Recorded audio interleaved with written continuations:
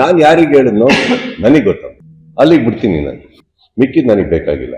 And ಇವತ್ತೇ ನನಗೆ ಯಾರೋ ಹೇಳಿದ್ರು. ಅಂಡ್ ಇನ್ನೊಂದು ವಿಚಾರ ಗೊತ್ತಾಯ್ತು, ನಾನು ಹುಬ್ಬಳ್ಳಿಯಲ್ಲಿ ಮಾತಾಡಿದ್ದು ನೆಕ್ಸ್ಟ್ ಡೇ ಅಲ್ಲಿ ಬೆಂಕಿ ಹತ್ಕೊಂಡಿದ್ರೆ ಒಪ್ತೀನಿ, ಸೈಲೆಂಟ್ ಆಗಿತ್ತು next day.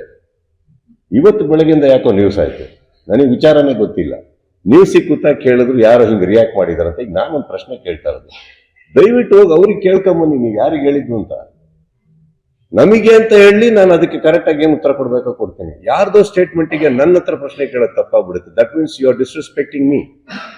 Please ask that person who they meant. ಇವಾಗ ಅವ್ರು ಯಾರಿಗೆ ಹೇಳಿದವರ ಪಾಪ, ಅವ್ರಿಗೆ ಏನ್ ನೋವಿದೆಯೋ ನನಗೆ ಗೊತ್ತಿಲ್ಲ. ನನ್ನ ಬಗ್ಗೆ, ನಲ್ಪಾಡ್ ಬಗ್ಗೆ, ರಾಜಗೌಡ್ರ ಬಗ್ಗೆ ಅಂತ ನಾವ್ಯಾಕೆ ಅನ್ಕೋಬೇಕು?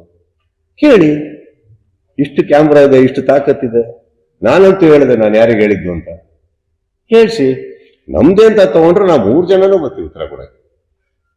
ಹೇಳ್ದೇನೆ ನಾನು ರಿಯಾಕ್ಟ್ ಮಾಡೋದು ತಪ್ಪಾಗುತ್ತೆ. ಅಂಡ್ ಇನ್ನೊಂದು, ನಾನು ಎಲ್ಲೋ ಪ್ರಾರ್ಥನೆ ಮಾಡಿ ಯಾವುದೋ ದೇವಸ್ಥಾನದಲ್ಲಿ ಗಂಟೆ ಬಾರಿಸೋದು ನಾನೇ ನಮ್ಮ ತಪ್ಪು. ಆಮೇಲೆ ಪೂಜೆ ಮಾಡಿರೋ ಕಡೆ ಪ್ರಸಾದ ತಿಂತೀನಿ, ಇಲ್ಲಿ ಪೂಜೆ ಮಾಡ್ತಾ ಇದೀನಿ, ಪ್ರಸಾದ ಇಲ್ಲಿ ಯಾಕೆ ತಿನ್ಲಿ? Answer is right there. Go ask with due respect. ನಮಗೆ ಹೇಳಿದ್ದು ಅಂತಂದ್ರೆ ಖಂಡಿತವಾಗ್ಲೂ ಉತ್ತರ ಕೊಡ್ತೀನಿ.